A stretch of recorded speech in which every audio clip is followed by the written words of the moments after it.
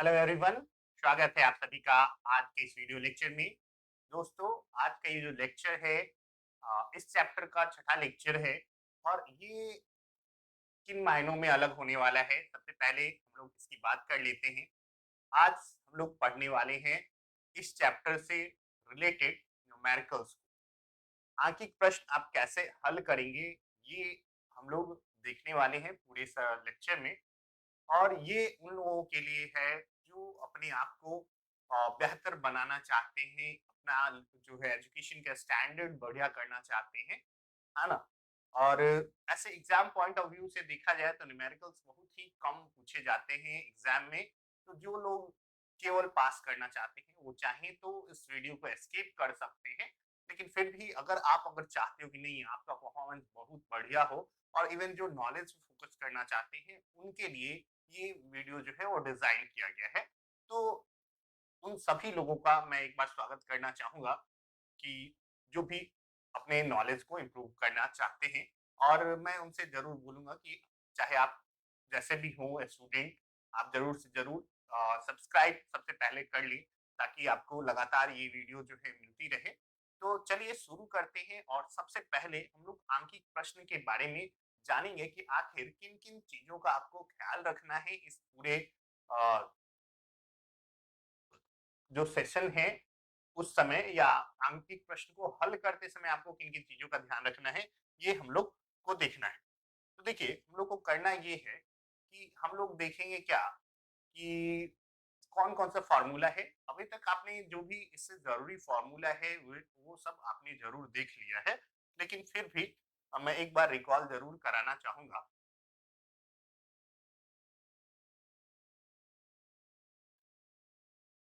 तो देखिए, हमारे पास क्या है, तो आपको इतने सारे फ़ॉर्मूलाज़ जो हैं उनको कवर करना है। तो देखिए, सबसे पहला फ़ॉर्मूला जो है वो F इक्वल्स R/2 जो आपने पढ़ा है, फ़ोकस दूरी और वक्रता त्रिज्या में जो संबंध है, या R बराबर 2F। और ये आपको पता है कि ये जो फ़ॉर्मूला है ये दोनों प्रकार के दर्पण गोलीय दर्पण पे लागू होता है, ठीक है? और उसके बाद हमारे पास ये दर्पण सूत्र है 1/v + 1/u = 1/f। आपको सारी का मतलब पहले से पता है। v जो है ये प्रतिबिंब दूरी है, u वस्तु दूरी है, f फोकस दूरी। उसके बाद एक फॉर्मूला होता है आवर्धन का। आवर्धन को m से लिखा जाता है और इसको हम लोग डिफाइन करते हैं प्रतिबिंब की ऊंचाई बटे वस्तु की ऊंचाई। और कई बार हम लोग hi/h लिखते हैं। I फॉर यहाँ पे hi जो है I फॉर होता है इमेज। इमेज मतलब होता है प्रतिबिंब। और O फॉर ऑब्जेक्ट, जिस वस्तु को हम लोग इंग्लिश में कहते हैं ऑब्जेक्ट, ठीक है। तो इसलिए प्रतिबिंब की ऊंचाई को hi से, h for height, height of image divide by height of object. और इस ऐसे हम लोग आवर्धन को डिफाइन करते हैं। आवर्धन का मतलब हम लोग पहले समझ चुके हैं, ठीक है। और एक और फॉर्मूला है m equal minus v by u। आपको जब भी न्यूमेरिकल सॉल्व करना होता है, जो आंकिक प्रश्न है उसका उसको हल करना है, तो आपको करना ये है। तो देखिए, इस चीज का भी आपको खासा ख्याल रखना है जब आप ध्यान देते हो कि चिन्ह परिपाटी के अकॉर्डिंग ही इसमें वैल्यू रखना है ना। आपको ध्यान देना होगा कि जैसे दर्पण में आपको पता होगा, अगर तो हम लोग दर्पण में क्या करते हैं कि अ, जो हमारे पास जैसे फोकस दूरी है, तो आपको उत्तल दर्पण का फोकस दूरी जो होता है वो धनात्मक होता है, तो आपको धनात्मक लेना है, या जो कैलकुलेशन करके आना चाहिए उत्तल दर्पण का फोकस दूरी वो धनात्मक आना चाहिए। इसी प्रकार से जो अवतल दर्पण है उसमें फोकस दूरी या वक्रता त्रिज्या है वो ऋणात्मक आना चाहिए, या फिर आप वो अगर पहले से दिया हुआ है तो आपको ऋणात्मक लेना पड़ेगा। तो ये सब चीज का आपको ध्यान रखना है। जैसे जैसे हम लोग क्वेश्चन में बढ़ेंगे आगे, हर एक क्वेश्चन पे आपको कुछ ना कुछ जरूर सीखने को मिलेगा ही कि आपको सोचना कैसे है। ये सबसे ज्यादा इंपॉर्टेंट तरीका होता है जब आप प्रॉब्लम को सॉल्व करते हो।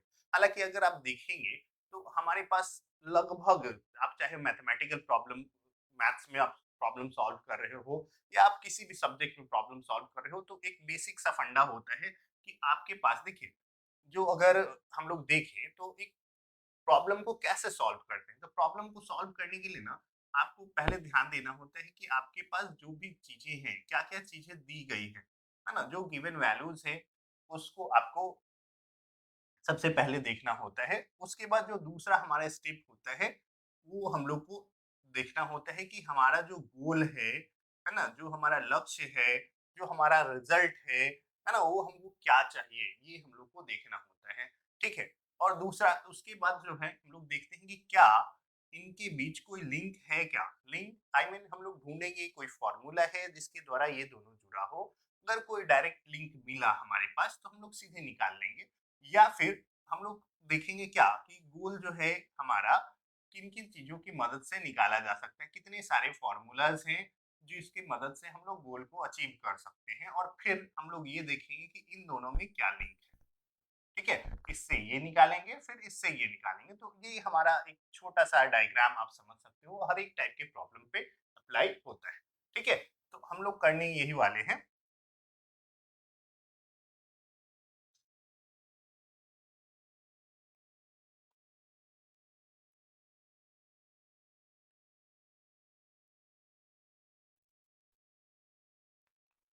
चलिए, तो हम लोग यहाँ पे भी यही फंडा यूज़ करने वाले हैं। ठीक है? तो चलिए हम लोग देखते हैं कि आखिर हम लोग न्यूमेरिकल कैसे-कैसे सॉल्व करेंगे और क्वेश्चन के थ्रू हम लोग क्या करेंगे कि कुछ मैं जो है आपको सॉल्यूशन करने का कुछ तरीका आपको पहले से लिख दूँगा कि हमारा स्टेटमेंट कैसा हो, है ना? स्टेटमेंट जो है लिखना वो भी एक इम्पोर्टेंट पार्ट होता है क्योंकि आप रिटन एग्ज़ाम देते हो तो वहाँ पे स्टेटमेंट ही आपके नॉलेज को सामने जो चेक करने वाला है, जो भी कॉपी चेक करेगा, वो आपके नॉलेज को आपके राइटिंग के स्किल के थ्रू जज करेगा। तो ये बहुत ज़रूरी है कि आप सही तरीके से चीज़ों को लिखें, ठीक है? तो चलिए हम लोग देखते हैं, मैं कुछ क्वेश्चन में लिखने का तरीका बता दूँगा और उसके बाद हम लोग जो है सिर्फ सॉल्व करेंगे। आप थोड़ा-सा जो शुरुआती पार्ट है वो आप खुद से लिख लीजिएगा। तो चलिए शुरू करते हैं और पहला हम लोग देखते हैं कि हमारा क्या है पहला प्रॉब्लम। लेकिन इससे पहले आप जैसा कि स्क्रीन पे देख पा रहे हैं, आपको मैं एक बार फिर से याद दिलाना चाहूँगा कि आप चाहो तो बायोलॉजी का अगर सेक्शन आपका कंप्लीट नहीं हुआ है या अगर कोई भी कॉन्सेप्ट का इश्यू है, अगर आप नहीं सीख पाए हैं, नहीं पढ़ पाए हैं और कम समय में चाहते हैं आप घर बैठे रिवाइज करना, तो आपको बायोलॉजी से रिलेटेड भी लेक्चर इसी चैनल पे मिल जाएँगे। आपको बस इसके लिए सब्सक्राइब कर लेना है हमारे चैनल समाधान ट्यूटोरियल पर जाके।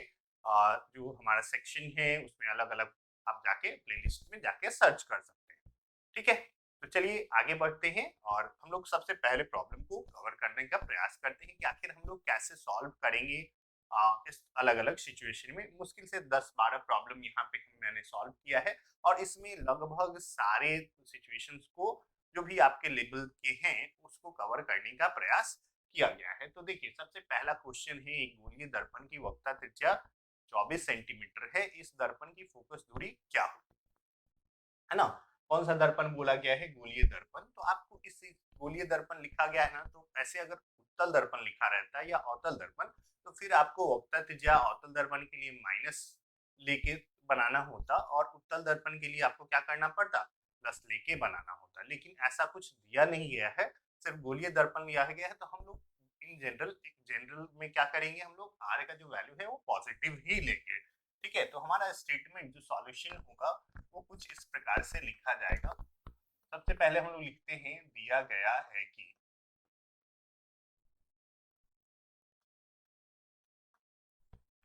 गोलीय दर्पण की वक्रता त्रिज्या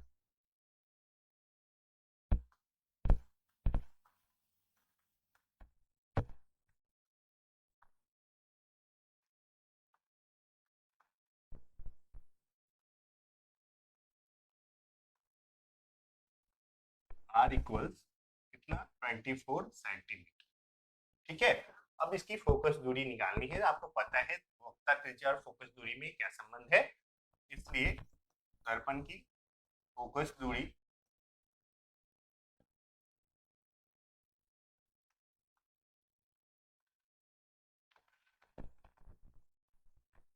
F equals R by 2। R का वैल्यू हम लोग यहाँ पे पुट कर देंगे 24 डिवाइड बाई 2 और ये आ जाएगा कितना 12 सेंटीमीटर। ठीक है? यही हमारा आंसर हुआ। ठीक है? यहाँ पे और कुछ आपको करने की जरूरत नहीं। नेक्स्ट क्वेश्चन देखते हैं। 15 सेंटीमीटर फोकस दूरी के अवतल दर्पण से 60 सेंटीमीटर पर रखी एक वस्तु के प्रतिबिंब की स्थिति का पता लगाएं। ठीक है? क्या है? फोकस दूरी है अवतल दर्पण का कितना 15 सेंटीमीटर। ठीक है, तो मैं सीधे लिख देता हूँ। आपको कैसे लिखना है, आपको लिखना है दिया गया है कि मैं स्टेटमेंट जैसे बोल रहा हूँ उसके अकॉर्डिंग आप लिखेंगे, मैं पूरा नहीं लिखने वाला हूँ, आप खुद से वो लिख लीजिएगा। दिया गया है कि अवतल दर्पण की फोकस दूरी f इक्वल्स कितना हो जाएगा। देखिए अवतल दर्पण है तो फोकस दूरी क्या होगा, ऋणात्मक होगा, तो हम लोग क्या लिखेंगे, हम लोग -15 सेंटीमीटर लेंगे। ठीक है, आपको पता है कि अवतल दर्पण का फोकस दूरी किधर रहता है, तो इधर की ओर हम लोग फोकस लेते हैं, है ना। तो उसके अकॉर्डिंग हम लोग चिन्ह परिपाटी के हिसाब से f का वैल्यू 15 सेंटीमीटर लिए। 60 सेंटीमीटर पर रखी गई एक वस्तु, वस्तु दूरी बराबर लिखेंगे -60 सेंटीमीटर, क्योंकि वस्तु भी हमेशा इधर ही रखी जाती है, वैसे वस्तु भी हमेशा ऋणात्मक ही होती है। ठीक है, तो हमको क्या चाहिए, v का वैल्यू चाहिए, इसलिए v बराबर v का वैल्यू क्या होगा, है ना। अब हम लोग लिखेंगे, अब दर्पण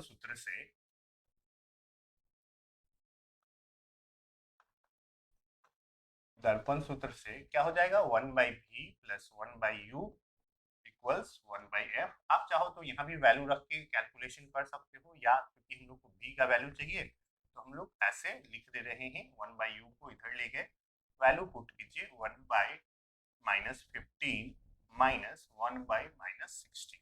अब देखिए यहाँ पे आपको लघुत्तम लेने में, है ना, एलसीएम लेने में कंफ्यूजन हो सकता है, तो इसलिए मैं ये बोलूंगा कि ये साइन है आप ऊपर कर दीजिए, है ना, -1/15 और ये माइनस मिलके +1/60। एलसीएम लिए हमारे पास आया 60 सेंटीमीटर, 15 4 जा तो ये हो गया -4 + 1 आ गया -3/60, कैंसल आउट करेंगे, आ गया कितना -1/20।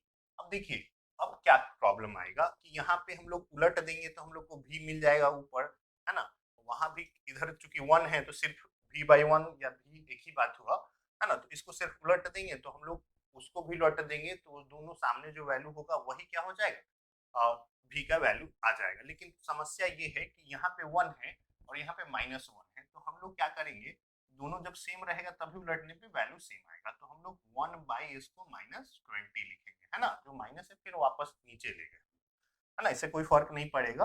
ठीक है, तो अब v का वैल्यू कितना आ गया -20 सेंटीमीटर, है ना, तो यही हमारा आंसर हो गया, है ना। देखिए अब हम लोग इसको देख के ये बता सकते हैं कि -20 मतलब क्या, कि इधर कहीं प्रतिबिंब बन रहा है, तो आपको पता है कि क्या होगा, दर्पण के आगे कौन सा प्रतिबिंब बनता है, वास्तविक प्रतिबिंब ही बनता है। ठीक है, तो इससे हमको ये क्लियर हो पा रहा है कि ये जो लिखेंगे यहाँ g का ऋणात्मक मान यह दर्शाता है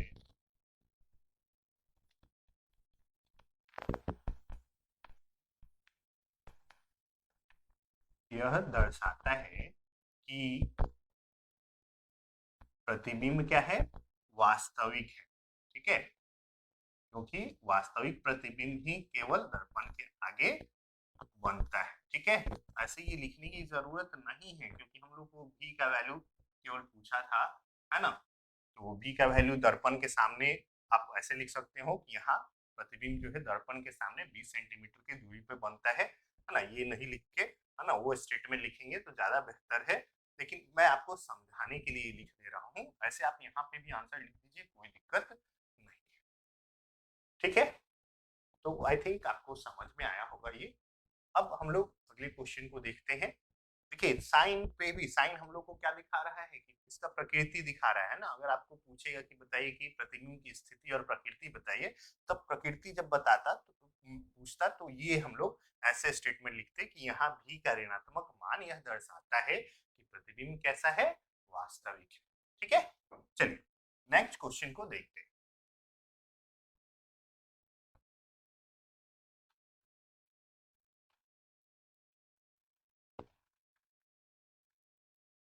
क्वेश्चन पहले से सॉल्व किया हुआ है, मैं इसको एक बार इरेज कर देता हूँ, फिर से मैं आपको सही से समझ पाएंगे। ठीक है, चलिए क्या कह रहा है कि एक अवतल दर्पण के सामने उसके अक्ष पर 10 सेंटीमीटर दूरी पर रखी वस्तु का 3 गुना आवर्धित वास्तविक प्रतिबिंब बनता है। प्रतिबिंब की स्थिति क्या होगी। फिर से भी का वैल्यू पूछ रहा है, हमारे पास दिया गया है कि u है ना, वस्तु दूरी u बराबर कितना हो जाएगा 10 सेंटीमीटर, और आवर्धन का वैल्यू दिया हुआ है 3 गुना मतलब 3 है। अब देखिए आवर्धन का मान धनात्मक और ऋणात्मक दोनों हो सकता है, तो अब वास्तविक प्रतिबिंब के लिए आवर्धन का मान क्या होगा, धनात्मक होगा कि ऋणात्मक, इसको हम लोग समझते हैं। तो देखेंगे क्या, हम लोग जानते हैं कि वास्तविक प्रतिबिंब में अगर वस्तु ऐसे रखा हुआ है ना, तो प्रतिबिंब ऐसे बनता है ना। तो प्रतिबिंब की ऊंचाई ऋणात्मक बटे वस्तु की ऊंचाई क्या, धनात्मक। तो ये ओवरऑल हमारा क्या दे देगा, ऋणात्मक वैल्यू देगा। तो m जो होगा ना वास्तविक प्रतिबिंब के लिए क्या होगा, ऋणात्मक होगा।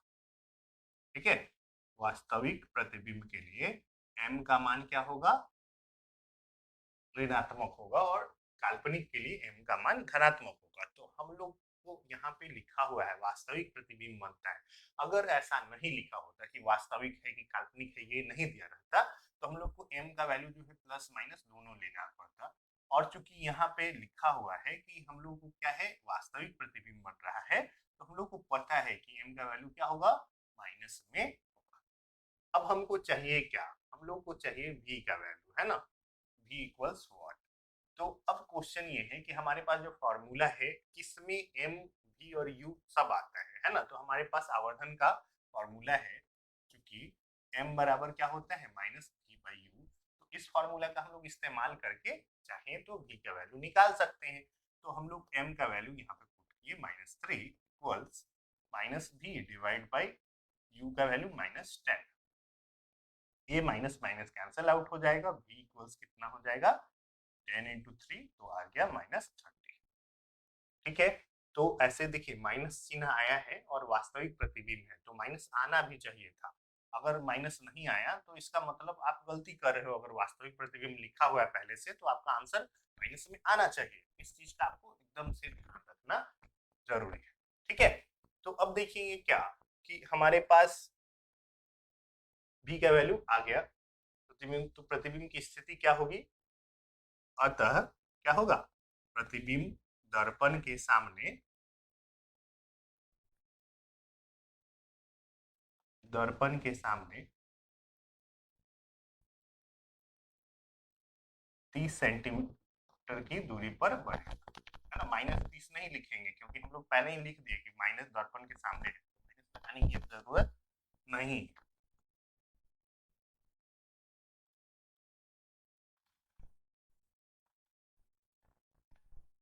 ठीक है, तो आई थिंक आपको समझ में आ गया होगा जो भी कॉन्सेप्ट है इसका। तो हम लोग, आप जरूर से जरूर अच्छे से थोड़ा प्रैक्टिस कर लेंगे, बहुत ज्यादा हार्ड नहीं है। अगर 3 4 5 क्वेश्चन जो फॉर्मूला है अगर आपको याद है, तो थोड़ा सा प्रैक्टिस आपको एक बेहतर स्थिति में पहुंचा सकता है। ठीक है, नेक्स्ट क्वेश्चन पे चलते हैं। देखिए क्या कह रहा है, एक अवतल दर्पण द्वारा बने वास्तविक प्रतिबिंब का आकार वस्तु के आकार का 4 गुना है ना। एक अवतल दर्पण द्वारा बने प्रतिबिंब का आकार वस्तु के आकार का 4 गुना है। यदि दर्पण से वस्तु की दूरी 10 सेंटीमीटर हो, तो दर्पण की फोकस दूरी क्या होगी। तो देखिए हमारे पास क्या क्या गिवन है वो हम लोग देख लेते हैं। हमारे पास ज्ञात दिया हुआ क्या क्या है, अवतल वास्तविक प्रतिबिंब का आकार, है ना, वस्तु के आकार का 4 गुना है, मतलब ये दिया हुआ है आवर्धन का मान कितना, -4। -4 इसलिए क्योंकि प्रतिबिंब क्या है, वास्तविक है ना। प्रतिबिंब लिख देंगे अगर आप ऐसे लिखना चाहे हैं, है ना, क्योंकि प्रतिबिंब क्या है, वास्तविक है, ऐसा लिख सकते हो। मैं केवल शॉर्ट में यहाँ पे लिख दे रहा हूँ आपको। ठीक है, यदि दर्पण से वस्तु की दूरी मतलब u का वैल्यू है -10 सेंटीमीटर, तो फोकस दूरी चाहिए।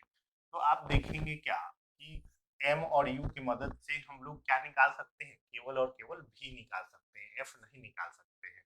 लेकिन अगर u और v हमको पता चल जाए तो हम लोग f भी निकाल सकते हैं। तो हम लोग इन दोनों की मदद से निकालेंगे क्या, f का पहले v का वैल्यू निकालेंगे, है ना। चूंकि m इक्वल्स क्या होता है, -v/u होता है, तो हम लोग ये फॉर्मूला यूज किए, -4 इक्वल्स -v डिवाइड बाई -10।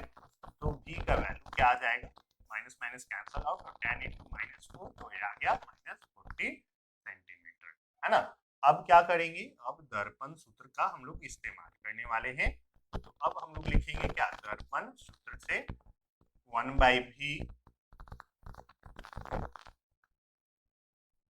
दर्पण सूत्र से क्या हो जाएगा, 1/v plus 1/u equals 1/f हो जाएगा। इधर हम लोग कैलकुलेशन कर लेते हैं, वैल्यू पुट कीजिए 1/v, तो 1/v का वैल्यू आया है -40 प्लस 1/u है तो 1/-10 इक्वल्स 1/f, और इसको ऐसे लिख लीजिए ताकि कोई कंफ्यूजन ना हो, प्लस माइनस मल्टीप्लाई होके माइनस हो गया इक्वल्स 1/f। एलसीएम लेते हैं हम लोग, ये आ गया 40 और यहाँ पे आ गया कितना 40 से, तो यहाँ पे -1 रहेगा और यहाँ पे 10 4 जा तो -4 आएगा इक्वल्स 1/f, और -5 डिवाइड बाई 40 इक्वल्स 1/f। काट दीजिए इसको, 8 -1/8 इक्वल्स 1/f, क्योंकि हम लोग को चाहिए क्या, f का वैल्यू निकालना है। तो अब इधर लिख ले रहे हैं, इधर वाला स्टेटमेंट इधर, इधर वाला इधर, और माइनस को जो है हम लोग 8 के साथ कर दे रहे हैं। अब इसको उलट लेंगे तो हमारे पास क्या हो जाएगा, f इक्वल्स -8 सेंटीमीटर आ जाएगा। अतः दर्पण का जो फोकस दूरी है वो कितना हो जाएगा, 8 सेंटीमीटर होगा, है ना। अवतल दर्पण है तो माइनस आना भी चाहिए था, है ना। तो यहाँ पे माइनस साइन ये इंडिकेट कर रहा है कि जो दर्पण है हमारा क्या है, अवतल है ना। और ऐसा आप देख भी सकते हो कि यहाँ पे अवतल लिखा भी है कि नहीं। तो ये आंसर में नेगेटिव साइन आना ही आना चाहिए। आई होप क्लियर हो गया होगा, है ना। थोड़ा सा अगर मैं समझता हूँ कि ये जो है स्पीड है ये सही स्पीड है ना।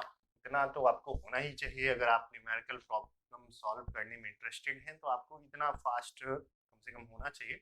तो मैं इससे भी ज़्यादा फास्ट पढ़ा सकता हूँ, ठीक है।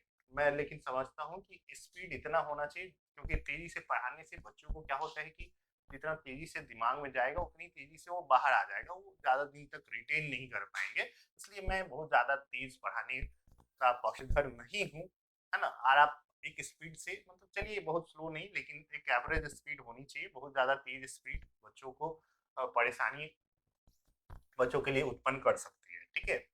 चलिए तो आगे बढ़ते हैं और अगले क्वेश्चन पे हम लोग देख लेते हैं कि आखिर अगला क्वेश्चन हम लोग कैसे सॉल्व करेंगे। तो हमारा जो क्वेश्चन है क्या है, 2 सेंटीमीटर ऊंची, है ना, 2 सेंटीमीटर ऊंची एक वस्तु अवतल दर्पण से 10 सेंटीमीटर की दूरी पर रखी गई है। उसका उल्टा तथा वास्तविक प्रतिबिंब दर्पण अवतल दर्पण से 20 सेंटीमीटर की दूरी पर बनता है। अवतल दर्पण की फोकस दूरी तथा आवर्धन, दो चीज हमको चाहिए, एक फोकस दूरी और एक आवर्धन। हम लोग कैसे कैलकुलेट करेंगे तो देखिए गिवन क्या क्या है वो सब हम लोग देख लेते हैं। 2 सेंटीमीटर एक ऊंची एक वस्तु, है ना। लिखेंगे दिया गया है कि वस्तु की ऊंचाई क्या है, एच ओ जो है वो दिया हुआ है 2 सेंटीमीटर, है ना। चूंकि ऊपर की ओर ही रखा होगा, ऐसे कुछ मेंशन नहीं किया है तो आप ऊपर ही मानेंगे तो प्लस में लेंगे। दर्पण से 10 सेंटीमीटर की दूरी पे रखी हुई है तो यू का वैल्यू है -10 सेंटीमीटर।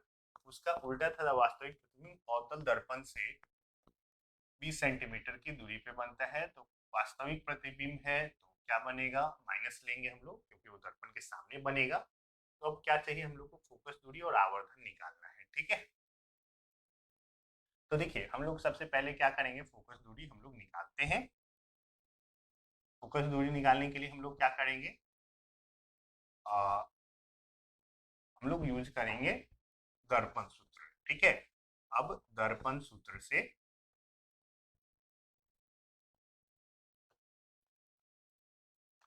क्या हो जाएगा, 1/v plus 1/u equals 1/f। 1/v, 1/v का वैल्यू है -20 प्लस 1/-10 इक्वल्स 1/f, ठीक है। इसको ऊपर करके लिख लीजिए, कोई कंफ्यूजन ना हो। Plus minus minus 1/10 equals 1/f। LCM लिया हमने तो ये आया 20, तो यहाँ पे 21 जा और यहाँ पे -2 तो आ गया, और -3/20 इक्वल्स 1/f, और f इक्वल्स आ जाएगा हमारे पास कितना, इसको उलट देंगे क्योंकि कटने वाला तो है नहीं, तो उल्टेंगे तो कितना आ जाएगा -20/3 सेंटीमीटर, यही हमारा दूरी आएगा। अवतल दर्पण है तो माइनस में आना भी चाहिए। फोकस दूरी निकल चुका है, अब आवर्धन निकालना है। तो हम लोग को आवर्धन के लिए देखिए ऐसे वस्तु की ऊंचाई दिया है लेकिन प्रतिबिंब की ऊंचाई तो दिया नहीं है, तो हम लोग वस्तु की ऊंचाई प्रतिबिंब की ऊंचाई बटे वस्तु की ऊंचाई वाला फॉर्मूला नहीं लगा सकते हैं, है ना। m बराबर हम लोग -v/u का जो है फॉर्मूला वो यूज कर सकते हैं। माइनस v का वैल्यू है माइनस, और v का वैल्यू -20 है तो -20 लिखेंगे, बाई u है -10, तो ये करेंगे माइनस माइनस कैंसिल आउट, कितना आ जाएगा -2 आएगा। ठीक है, तो आवर्धन का मान कितना आ गया -2 आया, फोकस दूरी आया -20/3 आया, यही हमारा आंसर हो गया।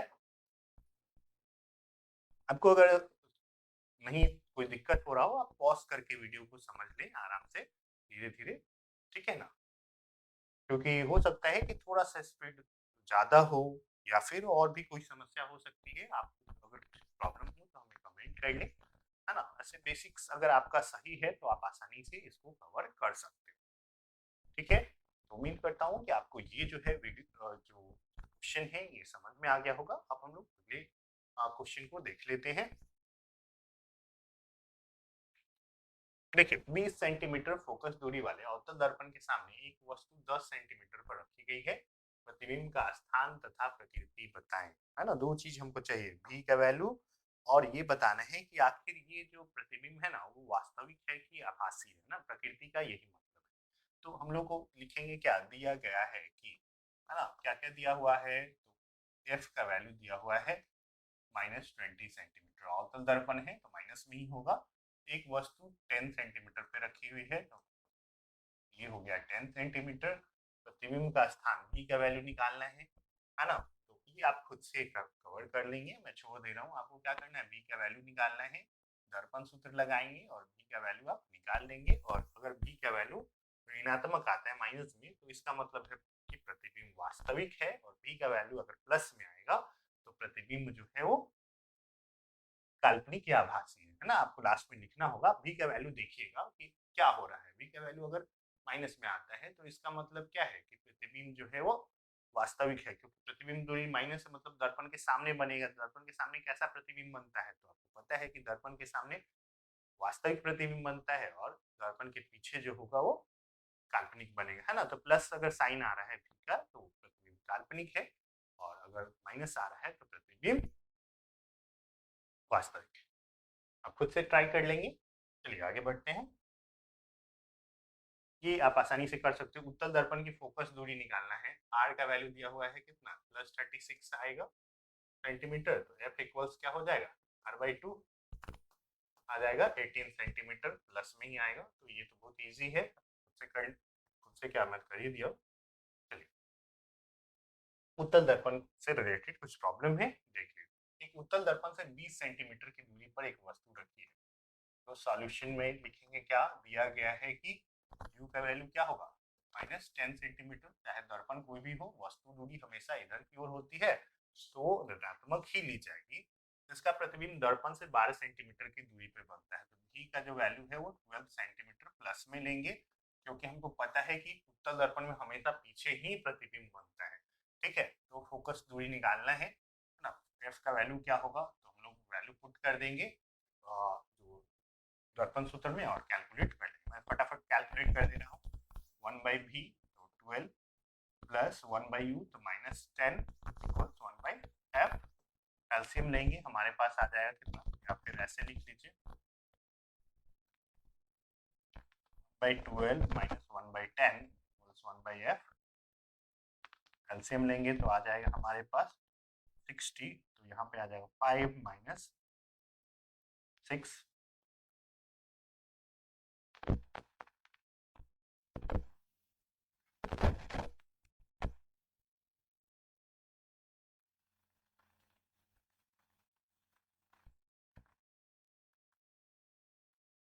गलत हो रहा है क्या। एक उत्तल दर्पण से 20 सेंटीमीटर की दूरी पर एक वस्तु रखी गई है, तो यू का वैल्यू, अच्छा 20 है, मैंने 10 लिख दिया है।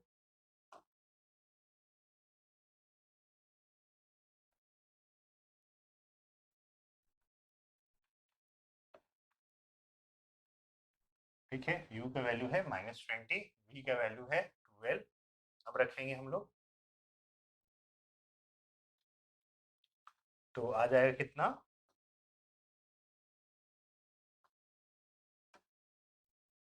यहाँ पे 3 आएगा इक्वल्स 1/f, और ये आ जाएगा क्या 2/60 इक्वल्स 1/f, कैंसल आउट, 30, 1/30 आया, इसको उलट देंगे है ना, तो f का वैल्यू कितना आ जाएगा 30 सेंटीमीटर। ठीक है, तो फोकस दूरी निकालना था, तो यही हमारा आंसर। ठीक है, प्लस में आया है, आप देख सकते हैं, और आना भी चाहिए क्योंकि दर्पण जो है वो उत्तल है। नेक्स्ट क्वेश्चन देखते हैं, एक उत्तल दर्पण की फोकस दूरी 15 सेंटीमीटर है ना, तो दिया गया है कि f इक्वल्स क्या हो जाएगा +15 सेंटीमीटर लेंगे, क्योंकि उत्तल दर्पण का फोकस दूरी धनात्मक होता है। इस दर्पण के अक्ष पर दर्पण से 10 सेंटीमीटर की दूरी पर एक वस्तु रखी है, मतलब u का वैल्यू जो है वो दिया हुआ है -10 सेंटीमीटर। प्रतिबिंब का स्थान और प्रकृति निकालना है, तो हम लोग को क्या करना है, v का वैल्यू निकालना है। आप रखेंगे दर्पण सूत्र में, और उसके बाद v का वैल्यू निकालेंगे, और v तो प्लस में ही आएगा, और प्लस में आएगा तो आपको पता है कि प्लस का मतलब है कि वो क्या हो रहा है, प्रतिबिंब किधर बन रहा है, प्रतिबिंब जो है दर्पण के पीछे बन रहा है, और दर्पण के पीछे कैसा बनता है, तो आभासी प्रतिबिंब बनता है, और उत्तल दर्पण में ऐसे भी सबको पता है कि आभासी प्रतिबिंब ही बनेगा। ठीक है, आई होप कोई दिक्कत नहीं होगी आपको इसको कैलकुलेट करने। क्वेश्चन नंबर 10 देख लेते हैं। 30 सेंटीमीटर वक्रता त्रिज्या वाले एक उत्तल दर्पण के मुख्य अक्ष के लंबवत 5 सेंटीमीटर ऊंची एक वस्तु दर्पण के सामने 20 सेंटीमीटर की दूरी पर रखी है, प्रतिबिंब का स्थान, आकार और प्रकृति निकालें। ठीक है, तो r का वैल्यू दिया हुआ है, r का वैल्यू है +30 सेंटीमीटर, वस्तु की ऊंचाई दिया हुआ है कितना 5 सेंटीमीटर, और u जो है दिया हुआ वस्तु दूरी है -20 सेंटीमीटर। प्रतिबिंब का स्थान निकालना है, मतलब v का वैल्यू निकालना है, तो हम लोग क्या करेंगे, v का वैल्यू चाहिए हमको, उसके बाद हाइट चाहिए हमको इमेज का, और उसका नेचर चाहिए कि वो किस कैसा है, वास्तविक है कि आभासी है। ऐसे आप देख के क्या बता सकते हो, सिंपल सी बात, उत्तल दर्पण कैसा बनेगा, आभासी के अलावा कुछ बनता नहीं है ना, तो ये तो प्रकृति तो कोई भी बिना सॉल्व किए भी बता सकता है। चलिए, तो हम लोग करेंगे क्या, पहले निकालेंगे फोकस दूरी, एफ इक्वल्स क्या हो जाएगा r/2, 30/2 आ गया कितना 15 सेंटीमीटर, यही हमारा फोकस दूरी है। ठीक है, उसके बाद क्या चाहिए, हम लोग दर्पण सूत्र निकालेंगे। अब दर्पण सूत्र से 1/v + 1/u इक्वल्स 1/f, ये सब मैं जो बोल रहा हूँ स्टेटमेंट में आपको लिखना है, ऐसा नहीं कि मैं जैसे सॉल्व कर रहा हूँ आपको वैसे करना। यहाँ पे लिखेंगे आप दर्पण सूत्र से, है ना, इतना से, और उसके बाद वैल्यू पुट करेंगे 1/v, ये हमको चाहिए इक्वल्स कितना हो जाएगा 1/f - 1/u, रख दीजिए वैल्यू 1/f, f का वैल्यू है 15 -1/u, u का वैल्यू है -20, कितना आ जाएगा 1/15, और ये हो जाएगा माइनस, और ये माइनस ऊपर जाके प्लस 1/20, कितना हो गया हमारा, एलसीएम आया 60, यहाँ पे आया 4, 15 4 जा 23 जा, इसलिए v का जो वैल्यू है वो 60/7 सेंटीमीटर आ गया।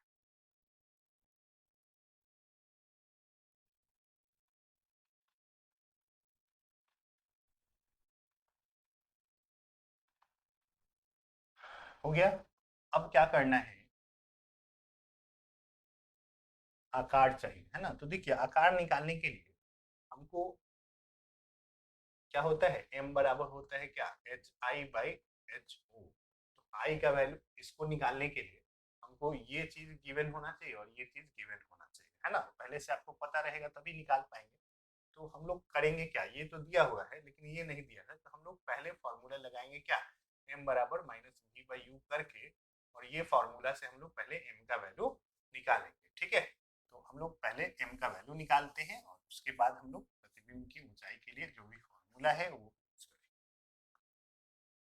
अब m बराबर minus V by U, minus v का वैल्यू हमारे पास आया है 60/7 और डिवाइड बाई u का वैल्यू है -20, है ना, तो ये हो जाएगा -60/7 इंटू 20, है ना, ऐसा। देखिए अगर कंफ्यूजन हो, लाइक जैसे मान लीजिए कि हमको यहाँ पे क्या है, -60/7 को डिवाइड करना है कितना, -20 से, है ना, जब भी कंफ्यूजन हो कि ये इसके बाद कैसे सॉल्व करेंगे, तो आप ऐसे लिख लीजिए, और आपको पता है कि -60/7 और डिवाइड की जगह मल्टीप्लाई करके इसको उलट देते हैं, तो नीचे कुछ नहीं है तो 1, तो 1/-20, तो आप देख रहे हो कि ये दोनों आपस में नीचे क्या आ गया, मल्टीप्लाई में आ गया, ये ऊपर आ गया, है ना। तो इस टाइप से आप कर सकते हो।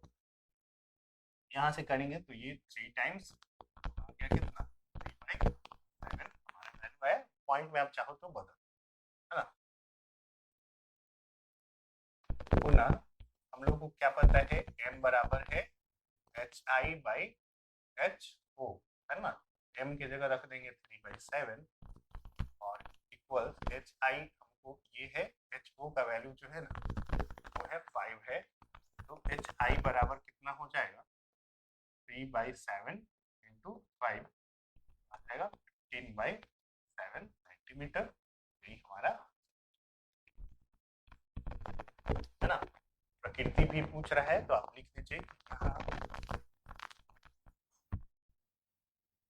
यहाँ v का ऋणात्मक मान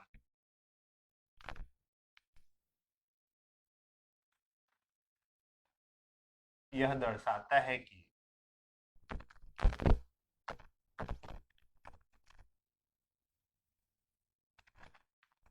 प्रतिबिंब आभासी है।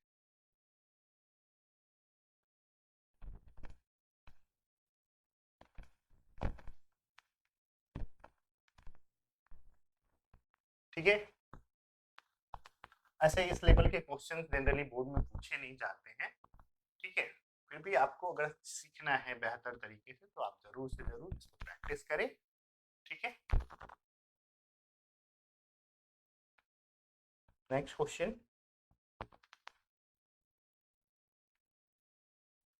देखिए थोड़ा सा घुमाया हुआ है, किसी वाहन के पीछे देखने के आईने के रूप में उपयोग किए जाने उत्तल दर्पण की वक्रता त्रिज्या दिया हुआ है 2.4 मीटर, आर का वैल्यू दिया हुआ है 2.4 मीटर, प्लस में होगा तो हम लोग एफ का वैल्यू निकाल लेंगे, एफ इक्वल्स r/2, तो 2.4 डिवाइड बाई 2 कैंसिल हुआ आउट होके आ जाएगा 1.2 से।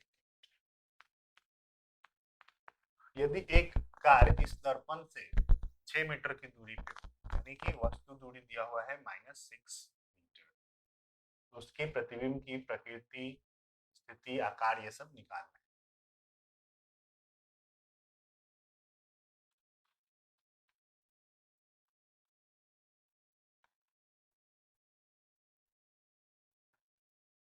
भी का वैल्यू चाहिए, भी ऐसे भी पता है उत्तल दर्पण है तो होगा ही, भी का वैल्यू यहाँ पे प्लस आएगा तो हम लोग बता देंगे कि कैसा होगा। और उसके बाद हमको चाहिए क्या,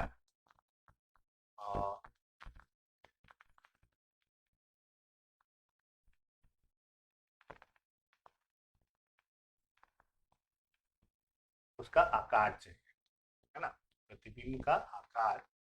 तो प्रतिबिंब का आकार निकालने के लिए आपके पास क्या दिया हुआ है, यहाँ पे आप आसानी से क्या करेंगे, 1/v plus 1/u equals 1/f का यूज करेंगे और आपको यहाँ से फोकस दूरी निकल जाएगा, है ना, आप खुद से सॉल्व कर लीजिएगा। उसके बाद क्या है, v का वैल्यू धनात्मक आएगा तो ये बताएगा कि उसका प्रकृति जो है वो क्या है, काल्पनिक या आभासी है।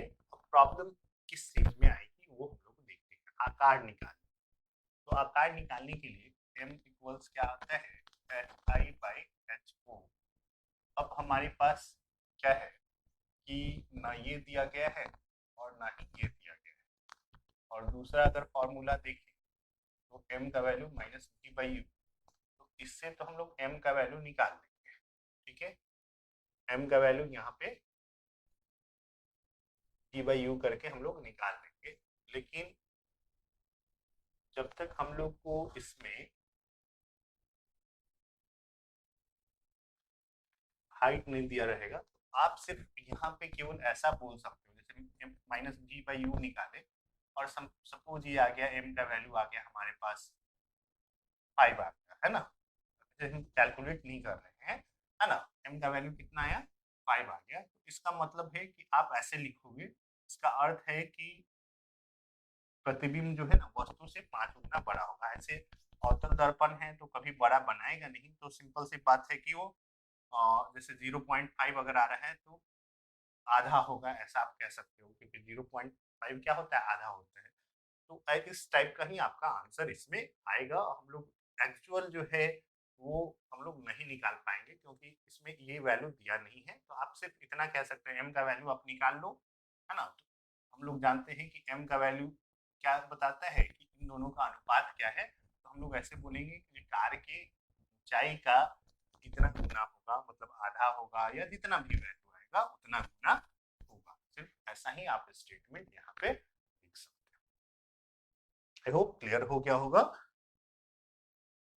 ठीक है, ये तो कर ही सकते हो और m का वैल्यू निकालिए, और m का वैल्यू निकालने के बाद जो भी वैल्यू आए, यहाँ पे मैं नहीं बोल रहा कि 0.5 ही आएगा, है ना, कुछ भी आ सकता है, तो हम लोग लिखेंगे कि जो प्रतिबिंब का ऊंचाई होगा ना कार्य की ऊंचाई का इतना गुना होगा जितना कि m का वैल्यू आया है।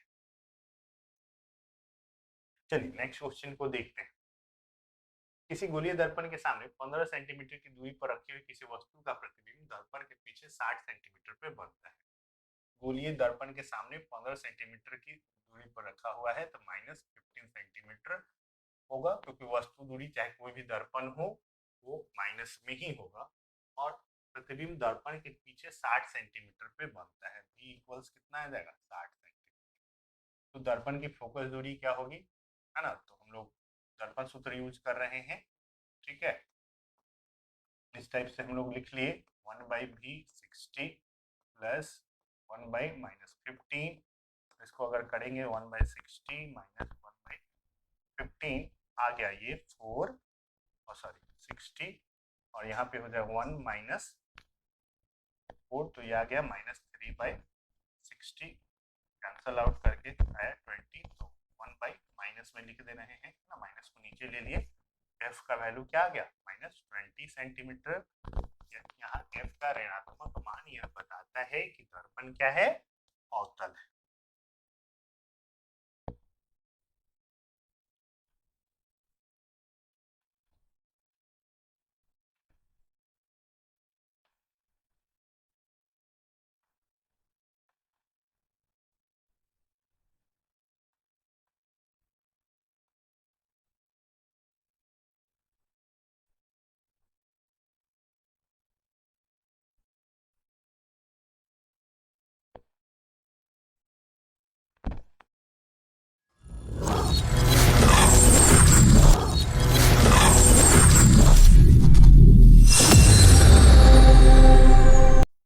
तो चलिए उम्मीद करता हूँ कि आपको अभी तक जितना भी बताया गया है न्यूमेरिकल आंकड़े प्रश्न वो समझ में आया होगा।